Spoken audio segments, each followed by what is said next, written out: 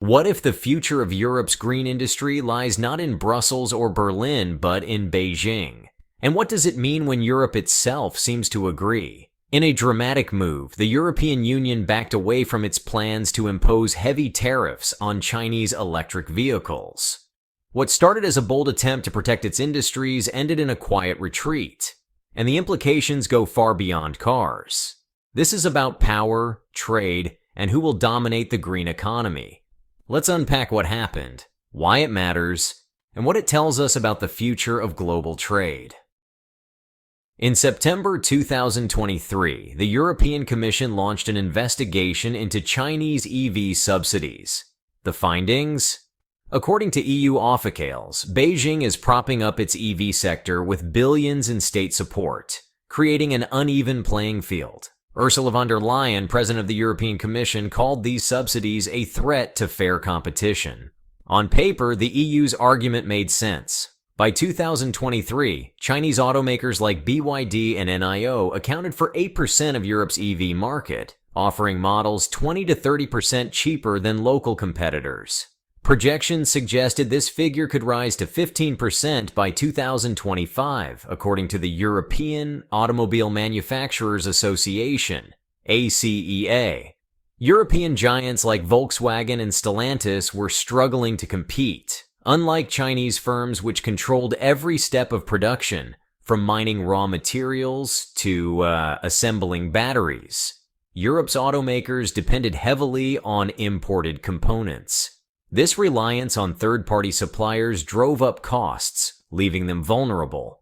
But was this about unfair subsidies? Or was it a response to Europe's inability to adapt to the new green economy? Please like and subscribe. Leave your thoughts in the comments.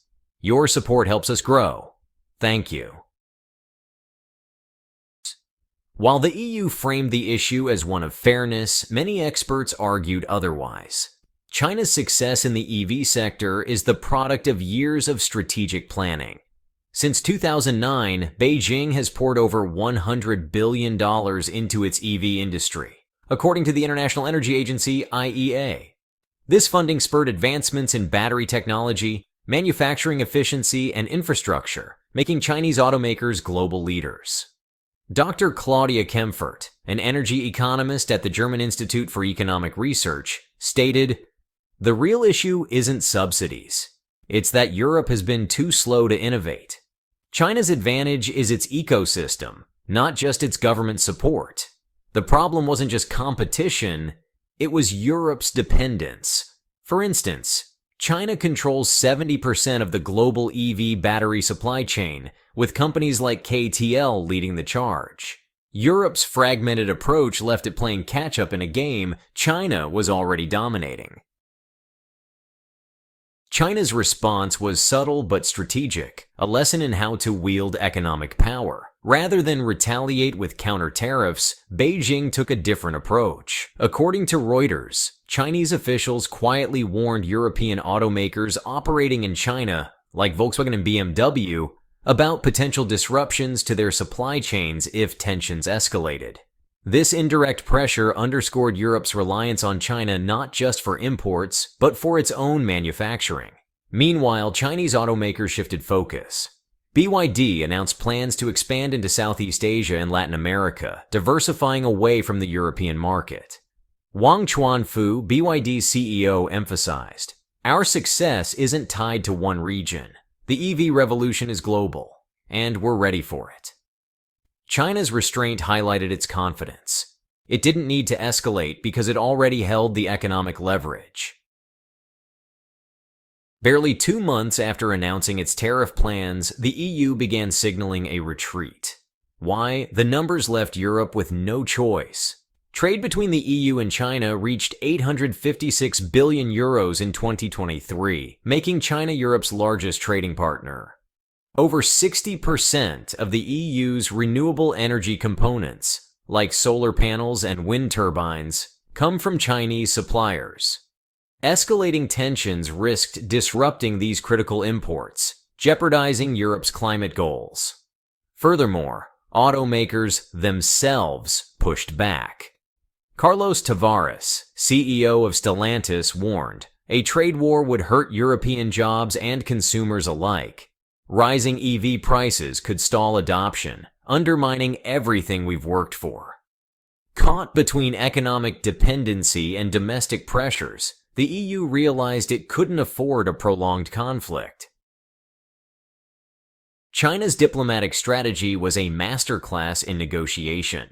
Beijing didn't threaten or bluster, instead it offered incentives. According to The Economist, Chinese officials proposed increasing investments in European battery plants and EV infrastructure if the tariff issue was resolved amicably. These offers appealed to EU leaders desperate to accelerate their green transition. At the same time, China solidified its influence in other regions. The Belt and Road Initiative, for example, has enabled Beijing to secure long-term agreements for critical minerals in Africa and South America. By diversifying its trade relationships, China reduced its reliance on Europe while strengthening its global position. This approach wasn't just about EVs, it was about rewriting the rules of international trade. The EU's decision to back down from its tariff stance highlights a broader shift in global power. For decades, Europe positioned itself as a leader in regulation and innovation, but this conflict revealed its vulnerabilities. China's dominance in green technology, from EV batteries to renewable energy, underscores how much the EU depends on Beijing to achieve its sustainability goals. Bruno Massès, author of The Dawn of Eurasia, observed, "This isn't just about trade. It's about who sets the agenda for the 21st century economy. And for now, that's China."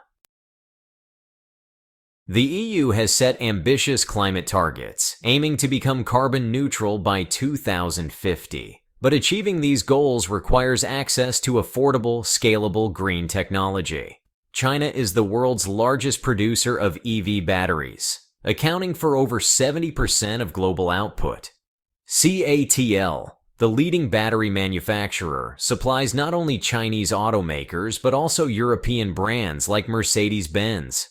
Losing access to these technologies would derail Europe's green transition. Frans Timmermans, former vice president of the European Commission, summed it up. Europe can't meet its climate goals without global partnerships, and China is central to that equation.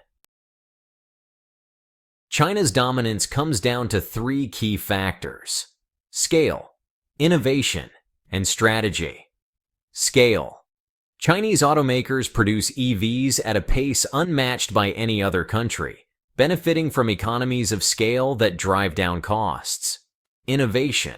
Companies like BYD and NIO lead the world in battery technology, offering safer, longer-lasting alternatives to traditional lithium-ion designs. Strategy. Decades of government support have built a vertically integrated ecosystem, eliminating inefficiencies and enabling rapid growth. According to McKinsey, Chinese EV makers are on track to control 40% of the global market by 2025. That's not just dominance, that's reshaping the industry. While Europe remains a major player in traditional automotive manufacturing, it's struggling to adapt to the EV revolution. Tesla, for instance, outsold Volkswagen in the European EV market in 2023, according to Statista. Meanwhile, Chinese EV exports to Africa, Southeast Asia, and Latin America are growing rapidly, expanding Beijing's influence. If Europe doesn't accelerate its transition, it risks being left behind in a market it once led. Europe's retreat from its tariff battle signals more than a tactical loss. It reflects a broader shift in global trade dynamics. China's Belt and Road Initiative has created economic alliances across Asia, Africa, and Latin America, reducing its dependence on Western markets. Europe, by contrast, remains entangled in internal debates and fragmented policies, limiting its ability to compete. As Joseph Stiglitz, a Nobel Prize-winning economist, pointed out, global leadership isn't about dominance, it's about adaptability, and China is proving it can adapt. The EU's tariff debacle raises questions about the effectiveness of protectionism in a globalized world. While tariffs can provide short-term relief for domestic industries, they often lead to higher costs and retaliation. The EU's attempt to shield its automakers backfired, highlighting the importance of innovation over isolation. As Parag Khanna, a political scientist, noted, "In an interconnected world, protectionism isn't a strategy. It's a dead end." Europe's experience offers 3 key lessons. Invest in innovation. Without significant research and development investment, Europe will continue to lag behind. Strengthen supply chains. Reducing dependency on imports is essential for resilience. Embrace collaboration. Working with global partners, including China, can create opportunities for shared growth. This isn't just about electric vehicles. It's about Europe's ability to compete in the green economy. The EU-China tariff conflict highlights their intricate balance of cooperation and competition.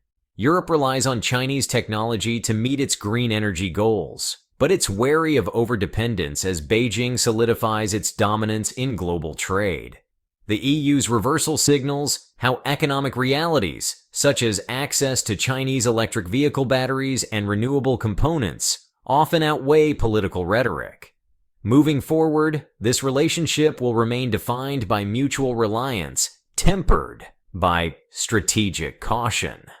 The EU must find ways to protect its industries while working with China on shared sustainability objectives. The stakes are clear. Missteps could jeopardize Europe's green transition, while successful navigation could redefine global economic leadership. China hasn't officially won, but its overwhelming lead in production, innovation, and global influence makes it the dominant player. With control of 70% of the electric vehicle battery market and massive exports of green tech through the Belt and Road Initiative, Beijing is setting the global agenda.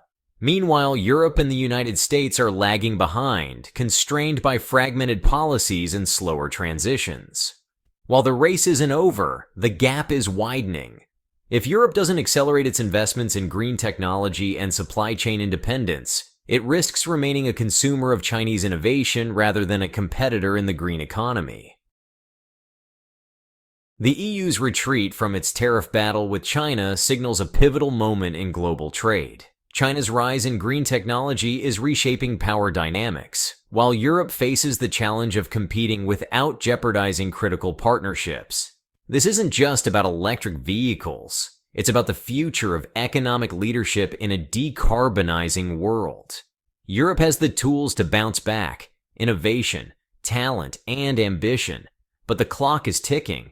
Will it seize the moment, or has the balance of power already shifted for good? The answers will define the next phase of the global economy.